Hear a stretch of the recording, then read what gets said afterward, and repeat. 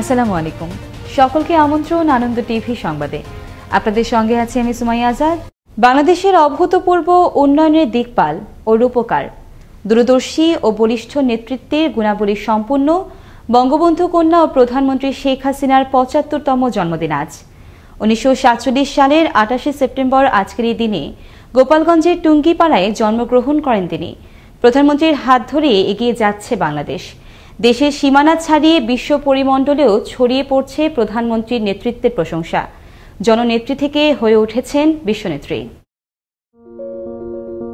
বাংলাদেশের অভূতপূর্ব উন্নয়নের দিকপাল ও রূপকার, দূরদর্শী ও বলিষ্ঠ নেতৃত্বের অধিকারিণী বঙ্গবন্ধু কন্যা ও প্রধানমন্ত্রী শেখ হাসিনার ৭৫তম জন্মদিন আজ।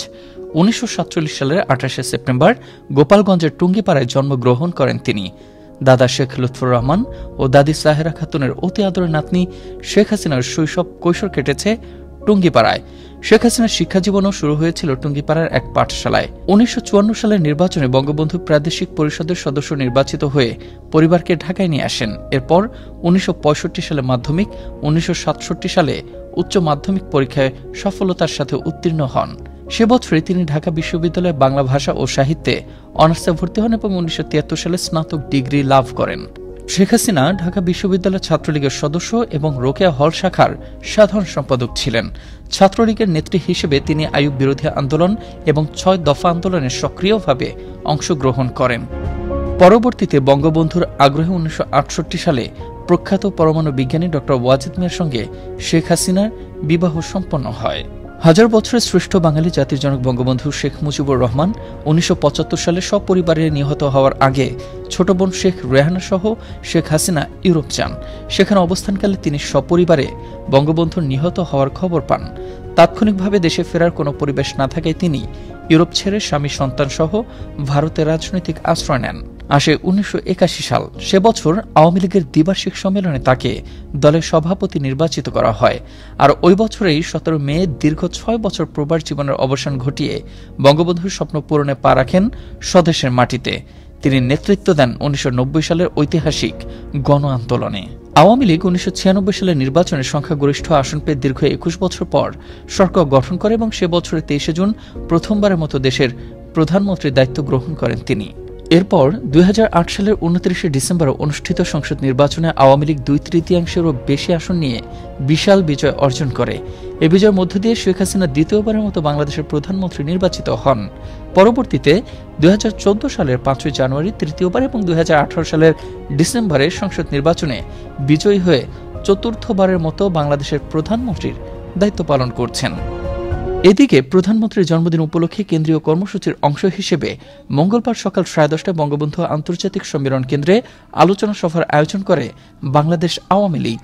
আয়োজিত সভায় দলটির সাধারণ সম্পাদক ও সেতুমন্ত্রী ওবায়দুল কাদের প্রধানমন্ত্রীর কর্মময় জীবনের সফলতার বিভিন্ন দিক তুলে ধরে বলেন, ৭৫ পরবর্তীকালে বিকৃত ইতিহাস যখন দেশের নতুন প্রজন্মকে অন্ধকার গহ্বরে নিয়ে যাচ্ছিল, ঠিক শেষ মাস শেখ হাসিনার আবির্ভাব জুয়ানক আর্কের মতো তিনি ৭৫ পরবর্তীকালে বাংলাদেশের রাজনীতিতে তার আবির্ভাব জুয়ানক আর্কের মতো তিনি আবির্ভূত হয়েছিলেন।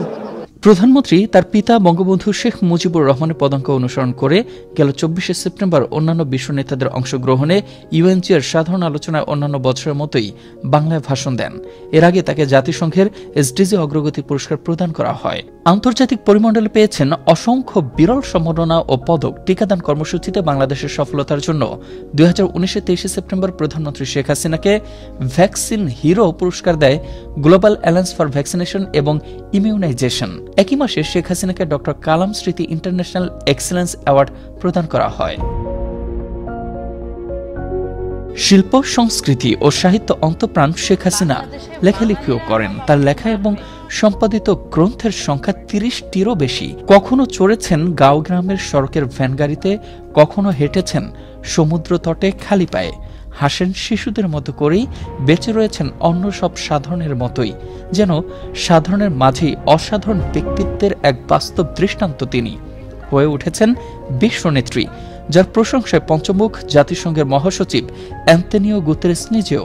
এমন ক্ষুরধার মেধাসম্পন্ন বলিষ্ঠ নেতৃত্বের একজন মানুষ কিভাবে জননেতৃত্বে পরিণত হয়ে দেশকে এগিয়ে নিচ্ছেন অভাবনীয় সাফল্যের শীর্ষে, তা আজও গোটা বিশ্বের কাছে এক মহাবিস্ময়। বেঁচে থাকুন হাজার বছর বাঙালির হৃদয়ে। শুভ জন্মদিন বঙ্গবন্ধু কন্যা ও প্রধানমন্ত্রী শেখ হাসিনা। মুস্তফা কামাল তোহা, আনন্দ টিভি নিউজ ডেস্ক। প্রধানমন্ত্রী শেখ হাসিনার ৭৫তম জন্মদিন উপলক্ষে সারা দেশে চলছে গণটিকা কর্মসূচি। দেশের বিভিন্ন জেলা, উপজেলা, মহানগর, পৌরসভা ও ইউনিয়ন পরিষদে সকাল ৯টা থেকে একযোগে শুরু হয় এই কার্যক্রম। এই ক্যাম্পেইনের আওতায় সারা দেশে ৭৫ লাখ ডোজ টিকা দেওয়ার লক্ষ্যমাত্রা নির্ধারণ করেছে স্বাস্থ্য মন্ত্রণালয়। মঙ্গলবার রাজধানীর ধানমন্ডির একটি টিকা কেন্দ্রে পরিদর্শনে এসে প্রধানমন্ত্রীর মুখ্য সচিব ড আহমদ কায়কাউস জানান, বিশ্ব স্বাস্থ্য সংস্থা অনুমোদিত প্রতিটি টিকাই মানসম্মত, ফলে এই টিকার মান নিয়ে প্রশ্ন তোলার কোনো সুযোগ নেই। আগামী নির্বাচন যথাসময়ে হবে জানিয়ে সড়ক পরিবহন ও সেতু মন্ত্রী ওবায়দুল কাদের বলেছেন, দেশের মধ্যে আন্দোলনের নামে বিএনপি কোনো সহিংসতা করলে জনগণকে সঙ্গে নিয়ে সমুচিত জবাব দেওয়া হবে। মঙ্গলবার বঙ্গবন্ধু আন্তর্জাতিক সম্মেলন কেন্দ্রে প্রধানমন্ত্রী শেখ হাসিনার ৭৫তম জন্মদিন উপলক্ষে আওয়ামী লীগ আয়োজিত এক আলোচনা সভায় সেতুমন্ত্রী এসব কথা জানান। বলেন, আগামী নির্বাচনকে কেন্দ্র করে সকলকে ঐক্যবদ্ধ থাকতে হবে। পাশাপাশি যারা অপকর্মের সঙ্গে জড়িত তারা আগামীতে আওয়ামী লীগের টিকিট পাবে না বলেও সতর্ক করেন তিনি।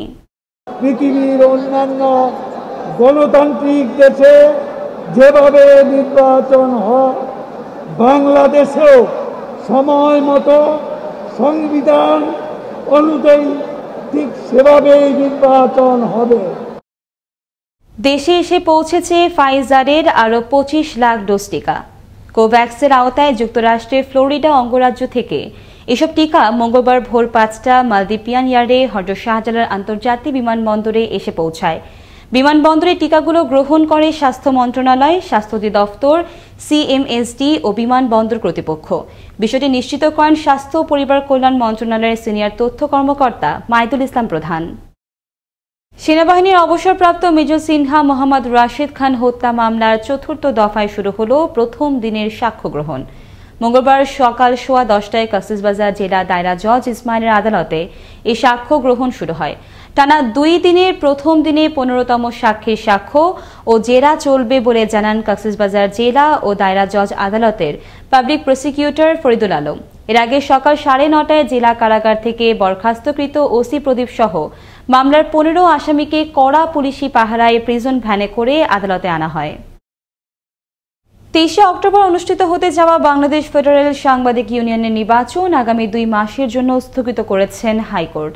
ভোটার তালিকায় একজনের নাম না ওঠায় তার নাম তালিকাভুক্ত করার দাবিতে করা রিটের শুনানি নিয়ে মঙ্গলবার বিচারপতি মোহাম্মদ মুজিবুর রহমান মিয়া ও বিচারপতি কামরুল হোসেন মোল্লার সমন্বয়ে গঠিত ভার্চুয়াল হাইকোর্ট বেঞ্চ এই আদেশ দেন।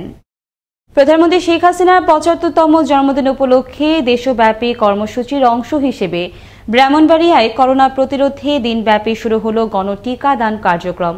মঙ্গলবার সকাল থেকে জেলার ১১০টি কেন্দ্রে ৩০৬টি বুথে চলছে এই টিকা প্রয়োগ। এ সময় বিভিন্ন কেন্দ্র পরিদর্শন করেন জেলা প্রশাসক হায়াতুদ্দৌলা খান। ইউরোপে ওয়ালটন পণ্যের রপ্তানি ও বাজার সম্প্রসারণ হচ্ছে অতি দ্রুত। ইতিমধ্যে ইউরোপের ১২টি দেশে টিভি রপ্তানি করছে প্রতিষ্ঠানটি। এবার রোমানিয়া ও হাঙ্গেরিতে মাইক্রোওয়েভ ওভেন রপ্তানি শুরু করল ওয়ালটন। এ উপলক্ষে সোমবার রাজধানীর কর্পোরেট অফিসে inauguration ceremony exporting Walton microwave oven to Romania and Hungary শীর্ষক এক অনুষ্ঠানের আয়োজন করা হয়। ফিতা ও কেক কেটে আনুষ্ঠানিকভাবে ইউরোপের বাজারে মাইক্রোওয়েভ ওভেন রপ্তানি কার্যক্রমের উদ্বোধন করেন ওয়ালটন হাইটেক ইন্ডাস্ট্রি লিমিটেডের পরিচালক তাহমিনা আফরোজ তান্না। অনুষ্ঠিত হল বাংলাদেশ সেনাবাহিনীর কোড অব মিলিটারি পুলিশের বাৎসরিক অধিনায়ক সম্মেলন। মঙ্গলবার সকালে সাভার সেনানিবাসের corps of military police centre and স্কুলে এই সম্মেলন অনুষ্ঠিত হয়। এতে প্রধান অতিথি হিসেবে উপস্থিত ছিলেন সেনাপ্রধান এস.এম. শফিউদ্দিন আহমেদ।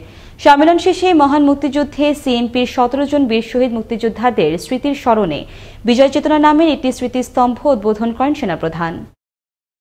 প্রধানমন্ত্রী শেখ হাসিনার জন্মদিন উপলক্ষে বিভাগীয় শহর খুলনায় শুরু হল গণটিকাদান কর্মসূচি। মঙ্গলবার সকাল থেকে খুলনা সিটি কর্পোরেশনের 31টি ওয়ার্ড সহ জেলার 161টি কেন্দ্রে চলে এই টিকাদান কার্যক্রম। তবে কেন্দ্রগুলোতে টিকার প্রদানে বেশি গুরুত্ব দেওয়া হয় প্রতিবন্ধী ও বয়স্কদের। এখানে বয়স্ক এবং প্রতিবন্ধী যারা আছে তাদেরকে প্রায়োরিটি ভিত্তিতে আগে দেওয়ার ব্যবস্থা করা।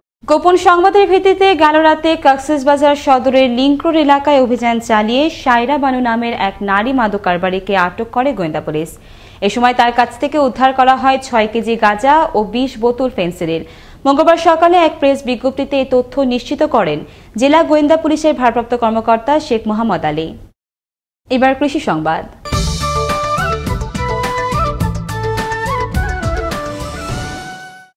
আসছে শীতে সবজির ভালো ফলনের আশায় বিশেষ পরিচর্যার মাধ্যমে আধুনিক পদ্ধতিতে বীজ রোপণ করে উপযুক্ত চারা তৈরিতে ব্যস্ত সময় পার করছেন বগুড়ার নার্সারি ব্যবসায়ীরা। শীতকালীন সবজির ভালো ফলনের আশায় বিভিন্ন জাতের উন্নত মানের এসব চারা দেশের বিভিন্ন জেলা থেকে সংগ্রহ করছে কৃষকরা। বগুড়া থেকে বাঁধন কর্মকার কৃষ্ণের প্রতিবেদনে দেখুন বিস্তারিত। শীতকালীন সবজির বিভিন্ন জাতের বেগুন, মরিচ, টমেটো, ফুলকপি, বাঁধাকপির উন্নত মানের বীজ থেকে বিশেষ পরিচর্যার মাধ্যমে আধুনিক পদ্ধতিতে বীজ রোপণ করে উপযুক্ত চারা তৈরি করছেন বগুড়ার নার্সারি ব্যবসায়ীরা। জেলার বিভিন্ন এলাকার পাশাপাশি শেরপুর উপজেলার সীমাবাড়ি ইউনিয়নের বেটখোর গ্রামে প্রায় 50 বিঘা জমিতে একতাবদ্ধ হয়ে বাণিজ্যিকভাবে সবজির চারা উৎপাদন করছেন নার্সারি ব্যবসায়ীরা। আবহাওয়া অনুকূলে থাকায় এ মৌসুমে ভালো লাভের আশা করছেন তারা। হাল চাষ দিয়ে তৈরি করার পরে বীজ আমরা ফালাই, গজায় বড় হবে 4 আঙ্গুল, তখন আমরা বিক্রি করার উপযুক্ত হলে বিক্রি করি। আমরা আগস্টের মাঝামাঝি থেকে আমরা নার্সারিটা শুরু করি, তখন আমাদের 5 লাখ টাকা লাভ হয়েছে বা শীতের মৌসুম। সারা বছর রাজধানী ঢাকা সহ দেশের বিভিন্ন অঞ্চলে সবজি ও উন্নত মানের সবজি চারা সরবরাহ করছে এই অঞ্চলের কৃষকেরা। আসছে শীতে সবজির ভালো ফলনের আশায় দূর দূরান্ত থেকে এ সকল চারা সংগ্রহ করছে চাষিরা। এই এলাকার মরিচা চারা ভালো, এই জন্য এলাকার 3 মরিচা চারা নিয়ে যাচ্ছি, নেজা শীতের সিজনে লাগাবো। 3 বিঘা জমিতে এবার শীতের বেগুনের চারা রোপণ করবো। এখানে উন্নত মানের চারা জন্য আসছে আর কি, চারার জন্য। তো সামনে শীতের সিজন, আমরা বেশি শীতের সিজনে বেগুনের চাষ করব, ভালো ফলন পাই এখান থেকে আমরা নিয়ে। আধুনিক পদ্ধতিতে সবজির চারা উৎপাদনে আরো দক্ষ হতে সরকারিভাবে প্রশিক্ষণের দাবি নার্সারি ব্যবসায়ীদের। যে আমাদেরকে সরকার থেকে প্রশিক্ষণ দেওয়া হয় তাহলে আমরা আরো ভালো মানের চারা উৎপাদন করতে পারবো এবং কৃষক ভাইরা বিভিন্ন জায়গা থেকে এসে তারা চারা নিয়ে যে লাভবান হবে। উপজেলা কৃষি অফিস বলছে চারা উৎপাদনে নার্সারি ব্যবসায়ীদের উন্নত কলাকৌশল শেখানো হচ্ছে, আর বিভিন্ন সরকারি প্রকল্পের মাধ্যমে তাদেরকে ভবিষ্যতে আরো প্রশিক্ষণ প্রদান করা হবে। উন্নত মানের যে কলা কৌশল আছে বীজ থেকে চারা উৎপাদন, এটা শেখাচ্ছি এবং বিভিন্ন প্রকল্পের মাধ্যমে আমরা ভবিষ্যতে আরো প্রশিক্ষণ প্রদান করব। বাণিজ্যিক ভিত্তিতে চারা উৎপাদনে স্বাবলম্বী হচ্ছেন উদ্যোক্তারা, আর ভালো জাতের চারা পেয়ে উপকৃত হচ্ছেন সবজি চাষিরা। তাই সবজি চারা উৎপাদনে আরো দক্ষতা অর্জনে সরকারিভাবে প্রশিক্ষণের দাবি এই অঞ্চলের কৃষকদের। বাঁধন কর্মকার কৃষ্ণ, আনন্দ টিভি, বগুড়া। এবার আবহাওয়া সংবাদ।